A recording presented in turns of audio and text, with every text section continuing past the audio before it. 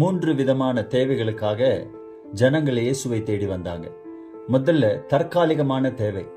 5000 பேர் அவங்க இயேசுவை ஃபாலோ பண்ணி வந்தாங்க. அப்ப ஆண்டவர் அவங்களை பார்த்து சொல்றாரு, நீங்கள் அப்பத்தை சாப்பிட்டு திருப்தியானதுனாலே என்னை தேடி வர்றீங்க, ஃபாலோ பண்ணி வர்றீங்க அப்படின்னு சொல்லி. அப்ப அவங்க சாப்பாட்டுக்காக, அந்த தற்காலிக தேவைக்காக இயேசுவை தேடி வந்த ஒரு கூட்டமாக இருந்தது. இரண்டாவது ஒரு வகை கூட்டம் ஒரு பெர்மனன்ட் நீட், லைஃப் சேஞ்சிங் நீடுக்காக இயேசுவை தேடி வந்தாங்க. உதாரணமா சகேயு பார்த்தோம் அப்படின்னா, அவருடைய வாழ்க்கையில ஒரு மாற்றம் வேண்டி அவர் என்ன பண்றாரு அப்படின்னா, ஒரு மனம் திரும்புதலுக்கு ஏதுவாக இயேசுவை தேடி வந்து அவர் மனம் திரும்புகிறார். அவர் வாழ்க்கையை முழுவதுமாக மாற்றியது. இது ஒரு லைஃப் சேஞ்சிங், ஒரு பெர்மனன்ட் ஒரு தேவைக்காக இயேசுவிடத்தில் வந்தார்.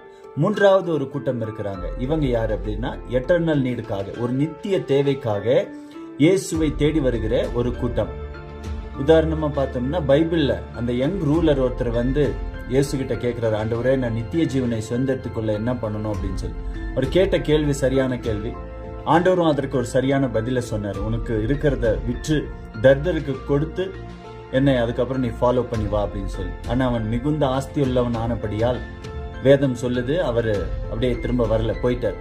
அப்போ அவர் நித்திய வாழ்க்கையை சுதந்திரிக்க விருப்பம் கொண்டவராக இருந்தாலும் அந்த தற்காலிகமா அவர் இடத்துல இருந்த அந்த பணத்தினால, பொருளால அதை இழந்து விட்டார். இன்னைக்கு நாம எந்த கேட்டகரியில் இருக்கிறோம்?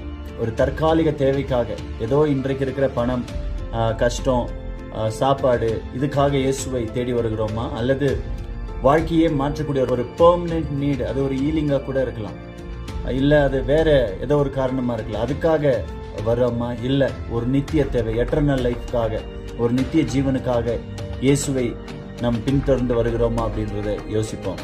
தேங்க்யூ.